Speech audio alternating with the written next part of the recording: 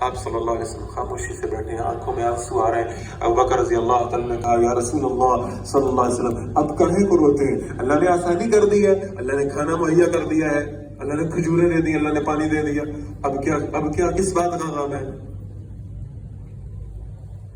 محمد الرسول اللہ صلی اللہ علیہ وسلم رحمت للعالمین، خاتم النبیین، جن کے لیے اللہ نے یہ ساری نعمتیں تخلیق فرمائی، میں اور آپ تو ان کے پیروں کی خاک نہیں ہو سکتے.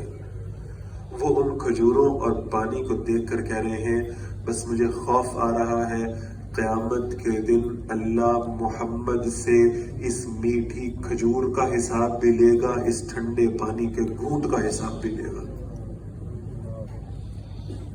مجھے خوف آ رہا ہے کہ اللہ نے مجھ سے پوچھ لیا میں نے تمہیں کھجوریں کھلائی، تم نے میرے دین کے لیے کیا کیا، میں کیا جواب دوں گا.